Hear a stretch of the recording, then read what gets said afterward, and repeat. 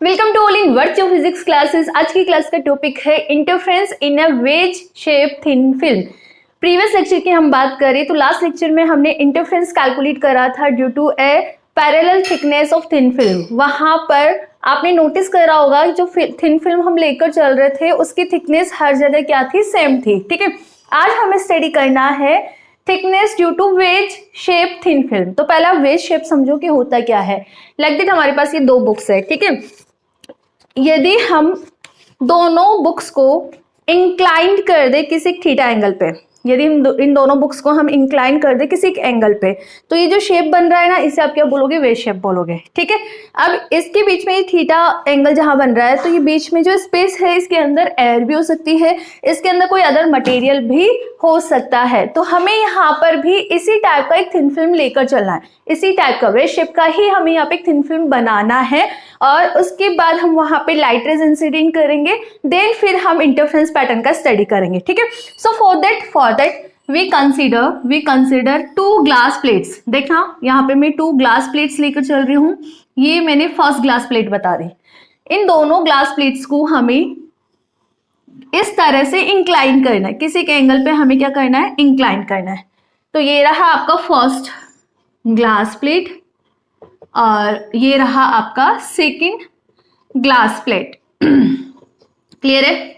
और इसके बीच में हमने एंगल डिफाइन कर दिया, दिस इज थीटा। नोटिस करना ये जो पॉइंट है जहां पे दोनों प्लेट्स मिल रही है, यहां पर थिकनेस क्या है, 0। और जैसे ही हम ऑरिजिन से आगे जाते हैं तो इसकी थिकनेस इंक्रीज होती जाती है। देखो पहले टी, ये थिकनेस क्या है, देखो यहाँ पे तो 0, दोनों जहां प्लेट्स मिल रही है, यहाँ पर आई तो मैं इतनी है, फिर मैं थोड़ी और आगे गई तो इतनी है, और थोड़ी आगे गई तो इतनी है। तो हम यहाँ पे क्या बोल सकते हैं बेटा कि थिकनेस जहां पर दोनों प्लेट्स मिल रही है वहां पे तो 0 है, और जैसे जैसे हम डिस्टेंस आगे कवर करते हैं थिकनेस की वैल्यू क्या होती जा रही है, इंक्रीज होती जा रही है। ठीक है, बीच में हमने यहाँ पर लेना है एयर, क्या लेना है, एयर है। ठीक है, अब क्या करें, लाइट इंसिडेंट कर देते हैं। तो इसकी ग्लास की फर्स्ट प्लेट पे हमने यहाँ पे लाइट इंसिडेंट करी। जैसे आपने लाइट रे इंसिडेंट करी है, लाइट रे आपने यहाँ पर इंसिडेंट करी है, तो क्या होगा, नॉर्मल ड्रॉ कर दो। ये लो हमने यहाँ पर नॉर्मल ड्रॉ कर दिया। ठीक है, अब ये ग्लास प्लेट है, तो ग्लास प्लेट से एयर में जा रहा है तो इसका पार्शियली रिफ्रैक्टेड भी होगा और ये पार्शियली रिफ्लेक्ट भी होगी। रिफ्लेक्ट तो मतलब ये इससे टकराकर इसी मीडियम में वापस चली गई, तो ये तो आपका क्या हो गया, रिफ्लेक्टेड हो गया। ये क्या हो गया बेटा, रिफ्लेक्टेड रे हो गया। ठीक है, और इसी रे का पार्शियली रिफ्रैक्शन भी होता है, तो ये रिफ्लेक्शन ग्लास से एयर की ओर जा रहा है तो नॉर्मल से दूर जाएगी। ठीक है, तो इस तरह से ये रिफ्रैक्टेड रे इंसिडेंट होती है lower plate of this thin film. अब यहां पर इससे टकराई तो अगेन यहां पर पार्शियली रिफ्लेक्ट और रिफ्रैक्ट होगी। इस तरह से ये रिफ्लेक्ट हो गई और इसी मीडियम के अंदर वापस जा रही है, रिफ्लेक्ट हो गई। अब देखो यहाँ पे ग्लास शीट से टकराकर एयर में जा रही है तो नॉर्मल से अवे जाएगी, और ये आपका क्या है, रिफ्रैक्टेड या फिर ट्रांसमिटेड रे। दिस इज रिफ्रैक्टेड रे, दैट इज क्लियर। अब देखो बेटा अगेन हम इसको नाम दे देते हैं, ये रहा आपका P1, ये रहा P2 और ये है आपका R1 रे, और यहाँ पे हमने नाम दे दिया, कुछ भी नाम दे दो, जैसे P1 है तो मैंने यहाँ पे A नाम दे दिया। ओके, सो नाउ अगेन इस पॉइंट पे गई वापस वही फिनोमेना होगा, इसका पार्शियली रिफ्लेक्शन होगा और रिफ्रैक्ट होकर ये बाहर निकल जाएगी इस तरह से, और ये दोनों रेज एक दूसरे के पैरेलल होगी। इस तरह से दोनों रेज एक दूसरे के पैरेलल होगी। वापस इस पॉइंट पर रेज आई तो यहाँ से पार्शियली रिफ्लेक्शन और पार्शियली रिफ्रैक्शन होगा, और ये रेज आगे नीचे लोअर वाले प्लेट से ट्रांसमिट हो जाएगी। सेम वही प्रोसेस है जिसका स्टडी हम इससे पहले कर रहे थे जिन टॉपिक्स का। ठीक है, अब हमें यहाँ पर क्या क्या कैलकुलेट करना है वो सुनना। पहले हम यहाँ पे पढ़ेंगे कंस्ट्रक्टिव इंटरफेरेंस डिफरेंस, दोनों के लिए पार्ट डिफरेंस निकालना है। तो सबसे पहले बेटा हम यहाँ पे बात करेंगे किसकी, पार्ट डिफरेंस की।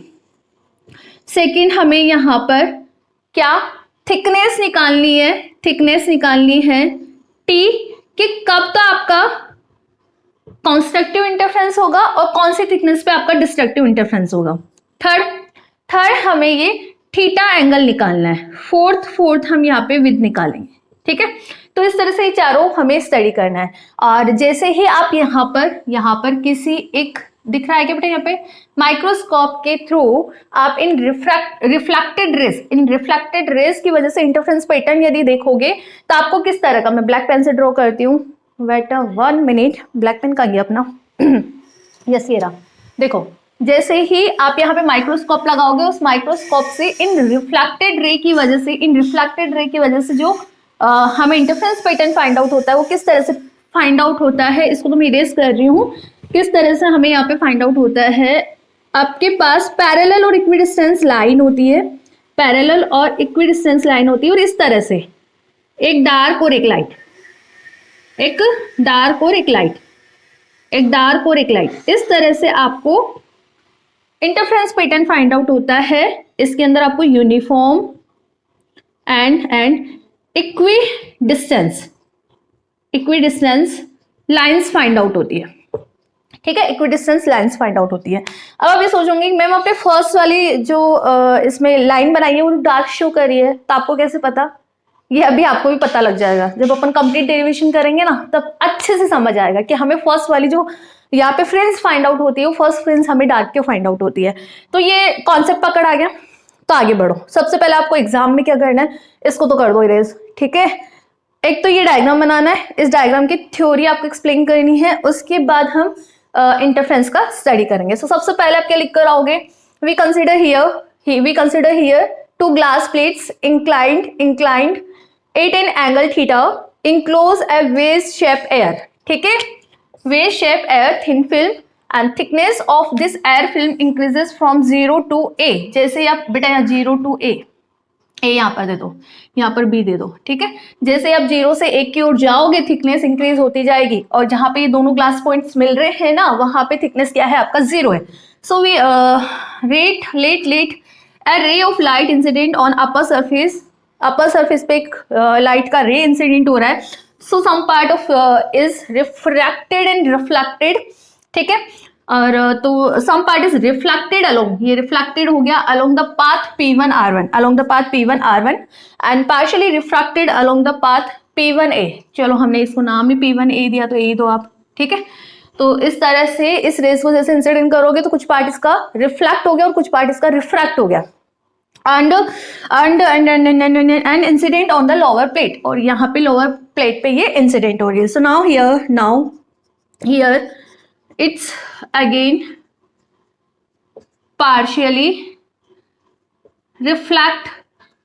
partially reflected along AP2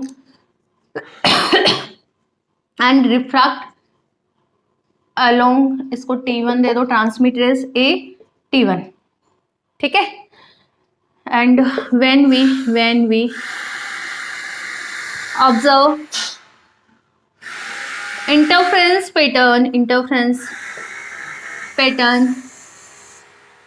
of reflected rays from the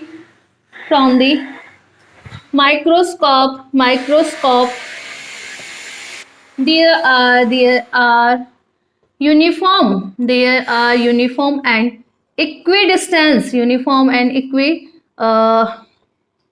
distance fringes।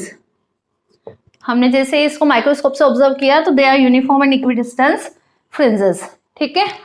Now we calculate path difference, so we calculate path difference. मैं यहाँ पर डायरेक्ट यूज में लूंगी कौन से लेक्चर से, लेक्चर नंबर आप उठाना 3, lecture number 3 from lecture number 3, ठीक है। वहां पर हम बात कर रहे थे कि रिफ्लेक्टेड रे की वजह से इंटरफेरेंस। अब देखो यहाँ पे जो P1 पॉइंट है वो P2 पॉइंट है, इन दोनों पॉइंट से यहाँ पर क्या हो रहा है, रिफ्लेक्शन हो रहा है, और ये दोनों पॉइंट ही कहाँ है, डेंसर मीडियम में। तो डेंसर मीडियम में है तो आपके पास कितना आ रहा था, 2 mu t cos r minus का lambda by 2, this is the path difference, ठीक है। अब हम किस किस के लिए कैलकुलेट करें, ए में यहाँ पर लिख रही हूँ 4 constructive interference, for constructive interference बताओगे आप क्या होता है for constructive interference? Path difference 2 mu T cos r minus का लैम्डा बाई 2 किसके बराबर होगा? एन लैम्डा के बराबर होगा। If you simplify more 2 mu T cos of r, यदि हम इसको इधर लेकर जाएंगे और लैम्डा कॉमन लेंगे तो n प्लस हाफ, या हम इसको लिख सकते हैं 2n प्लस 1 बाई 2 लिख सकते हो ना आप इसको, क्या लिख सकते हो? लैम्डा 2n प्लस 1 बाई 2, ठीक है। And this is for constructive interference. Similarly आ गया ये 2 mu t cos r equal to 2n plus 1 lambda by 2 and this is equation number 1, ठीक है। अब same for destructive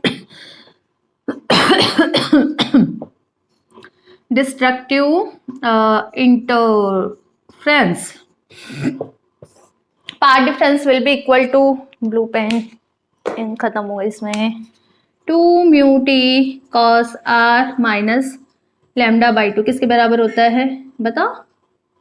2n plus 1 lambda by 2 के। अब तो याद हो गई ना आपको, वैल्यूज याद हो गई। If you more simplify 2 mu T cos of r, ये 2n प्लस 1 और लैम्डा बाई 2 का आप इधर लेकर आओगे तो प्लस 1 और लैम्डा बाई 2 में इसमें से कॉमन ले रही हूँ, क्लियर है? Okay and now we more simplify this cos of r equal to, मैं 2 कॉमन लूंगी तो अंदर बचा n plus 1 n lambda by 2, 2 से 2 कैंसिल, n प्लस 1 यहाँ पर इंटीजर है। ये देखो क्वेश्चन कमेंट्स में भी आया था जब हमने लेक्चर नंबर 3 पढ़ा था कि ma'am why we take here n equal to n plus 1, wait ये क्या होगा आपका? इंटीजर होगा। वाई बिकॉज n आपका क्या है? इंटीजर है। So here only, that's why for representation देखो जो आपका यहाँ पे रिप्रेजेंटेशन रहता है वो एन लेमडा की फॉर्म में रहता है, तो ओनली फॉर रिप्रेजेंटेशन हम यहाँ पे बोल सकते हैं कि n equal to n plus 1। Why? Because देखो मैं बोलूँ यहाँ पे, आई नो वेरी वेल कि 0 1 के इक्वल नहीं हो सकता। यदि एन इक्वल टू 0 लेकर चल रहे हो तो आप यहाँ पे बोल रहे हो कि 0 equal to 1, this is not possible, I know very well, ठीक है। बट मैं इस चीज को यहाँ पे रिप्रेजेंट नहीं कर रही, मैं यहाँ पर क्या बोल रही हूँ बेटा कि जो n है वो इंटीजर है तो n प्लस 1 में इंटीजर होगा। ज्यादा डाउट है तो 2n माइनस 1 लैम्डा बाई 2 से आप इसको सिंप्लीफाई कर लेना, तब आपका आंसर आ जाएगा, ठीक है। क्योंकि हमें जो डार्क फ्रेंसेस फाइंड आउट होती है वो लैम्डा की हाफ इंटीजर, मतलब हाफ इंटीजर वैल्यूज पे हमें फाइंड आउट होती है, ठीक है। तो यहाँ पर हम n प्लस 1 को n लिख सकते हैं, ओनली कंसिडर कर रहे हैं हम यहाँ पे, क्या कर रहे हैं? कंसिडर कर रहे हैं। वी कंसिडर, यहाँ पे लिख लेना, we consider only for representation, मुझे केवल रिप्रेजेंट करना है यहाँ पे। तो दैट्स वाई मैं यहाँ से क्या बोल सकती हूँ कि 2 mu T cos r equal to n lambda, ठीक है। और आपको यहाँ पर डार्क फ्रेंसेस फाइंड आउट होती है। अब हम ये टी की वैल्यू निकाल लेते हैं। टी यहाँ पर क्या होता है? थिकनेस होता है। टी यहाँ पर क्या होता है? थिकनेस हो जाता है। तो थिकनेस हम निकाल लेते हैं फॉर कंस्ट्रक्टिव इंटरफेरेंस, ठीक है। थिकनेस फॉर हम डिस्ट्रक्टिव इंटरफेरेंस पे निकाल लेंगे। हमें पता लग जाएगा किस थिकनेस पे हमें ब्राइट फ्रिंजेस फाइंड आउट होगी और किस थिकनेस पे हमें डार्क फ्रिंजेस फाइंड आउट होगी। तो फॉर कंस्ट्रक्टिव इंटरफेरेंस आपका क्या है? ये देखो 2 mu T cos of r किसके बराबर आ रहा है? 2n प्लस 1 लैम्डा बाई 2, ठीक है। तो यदि मैं यहाँ से टी की बात करूँ तो टी आपका कितना आएगा? लैम्डा बाई 4, ठीक है, और म्यू कॉस ऑफ आर। अब हम यहाँ पे पुट कर देते हैं n इक्वल टू 0 1 2 3, तो मुझे थिकनेस मिल जाएगी। t इक्वल टू, यदि मैं n इक्वल टू मैं 0 पुट करती हूँ, n इक्वल टू 0 पुट करूंगी तो थिकनेस आपका क्या रहेगा? ये तो 0 हो गया, lambda upon 4 mu cos r. मतलब इस थिकनेस पे आपको एक तो ब्राइट फ्रिंज मिलेगी। n इक्वल टू 1 पुट करते हैं, मैंने 1 पुट किया तो आपके पास आ रहा है 3 lambda upon 4 mu cos r. मतलब इस थिकनेस पे भी मुझे ब्राइट फ्रिंज मिलेगी। n इक्वल टू 2 पुट कर लेते हैं तो यहाँ पे आ रहा है 5 lambda upon 4 mu cos r, ठीक है। इन वैल्यूज पे आगे और ऐसे मिलती जाएगी आपको, ठीक है। n की वैल्यूज आप पुट करते जाना। इन थिकनेस पे मुझे ब्राइट फ्रिंजेस फाइंड आउट हो रही है, ठीक है। At the value of thickness at this value we find bright fringes. ठीक है, अब आप कंस्ट्रक्टिव के लिए भी निकाल लो. थिकनेस 4 डिस्ट्रक्टिव, कंस्ट्रक्टिव के लिए तो निकाल लिया ना अपन ने. डिस्ट्रक्टिव इंटरफ्रेंस निकाल लो, जल्दी से निकालो. डिस्ट्रक्टिव के लिए क्या करें, जो वैल्यू हमने कैलकुलेट करी थी, क्या आई थी, ये रही. इसको तो इरेज कर दो. यहां से टी बताओ, टी कितना आएगा. N lambda it's divide by 2 mu cos r. Put करें, एन इक्वल टू में 0 पुट करूंगी तो टी आपका कितना आएगा 0. पता लगा, पहली फ्रिंज आपको डार्क क्यों फाइंड आउट हुई.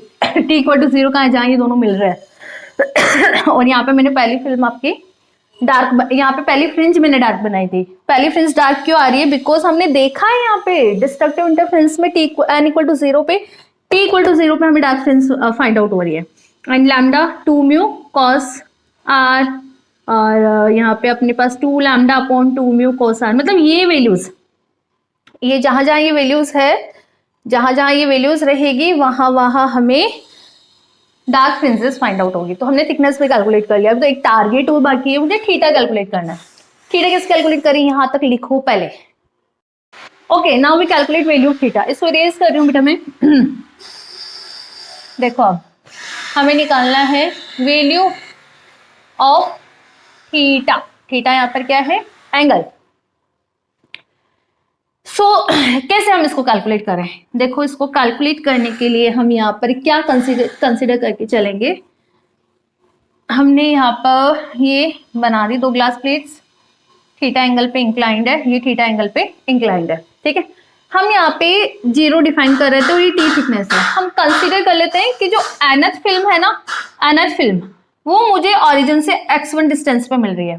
ठीक है, इसके अलावा कोई दूसरी एक को फिल्म हम कंसिडर कर लेते हैं जो इससे जस्ट आगे बन रही है, तो उसको मैंने n+mth फिल्म दे दिया. ठीक है, और ये हमें फाइंड आउट हो रही है कहाँ से, ओरिजिन से x2 डिस्टेंस पे.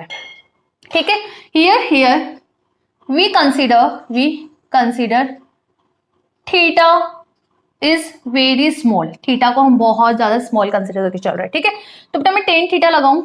ट्राइंगल ओ एन और यहाँ पे आप नाम दे दो AOB. ठीक है, O और यहाँ पे भी आप नाम दे दो COD.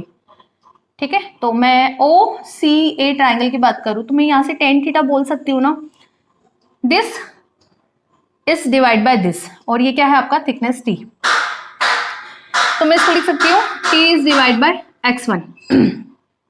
ठीक है, और थीटा आपका बहुत स्मॉल है तो टेन थीटा आपका क्या हुआ बेटा, अप्रोक्सीमेट थीटा. तो थीटा आपके पास यहाँ पर कितना आ रहा है, theta equal to T is divide by x1. या फिर हम बात करें T की वैल्यू हमारे पास क्या आ रही है, T आ रहा है अपना थीटा x1. ठीक है, सॉरी T, हाँ T यही आ रहा है अपना theta x1. For dark fringes आपके पास 2 म्यू टी कोस आर किसके बराबर आ रहा था, एन लैम्डा के बराबर आ रहा था. ठीक है, तो बेटा मैं यहाँ से टी की बात करूं कितना आ रहा है, n lambda upon 2 mu cos r. From equation number 1 and 2 हम बोल सकते हैं theta x1 equal to n lambda upon 2 mu cos r. ठीक है, यहां से थीटा कितना आया आपका, n lambda upon 2 mu cos r. बताओ कोई डाउट नहीं. This is value of theta, this is value of theta. किसके लिए हमने कैलकुलेट कर लिया, ये by using the interference, dark fringes को यूज में लेके. ठीक है, थीटा हमने निकाल लिया. अब हमें अभी तो एक और चीज कैलकुलेट करनी थी, विद. वो कैसे कैलकुलेट करें, विद कैलकुलेट करने के लिए हम यहाँ से x1 का क्या फॉर्मूला, x1 की मैं बात करूँ तो बेटा x1 का क्या फॉर्मूला बनेगा, n lambda upon 2 mu cos r. Theta को मैं इसके नीचे ले जाऊं. ठीक है, ये मेरे पास किसकी वैल्यू आ गई, ये रहा डायग्राम. किसके लिए, एन फ्रिंज के लिए x1 आ गई. तो x2 आप बता दो कि क्या, मुझे n को मैं कहां से रिप्लेस कर दूं, n+m से रिप्लेस कर दूं. 4x2 हमने क्या करा, n को n+m से रिप्लेस कर दिया. ठीक है, नाउ बेटा मैं बात करूं x2 minus x1. If we simplify this, इसमें से आप इसको माइनस करोगे, n lambda 2 mu cos r है, कॉस आर, और इट्स मल्टीप्लाई बाय थीटा. ठीक है, तो यदि हम इसमें से इसको माइनस करेंगे तो अंडरस्टूड है, इसमें वैल्यू बचेगी m lambda upon 2 mu theta cos r, ठीक है।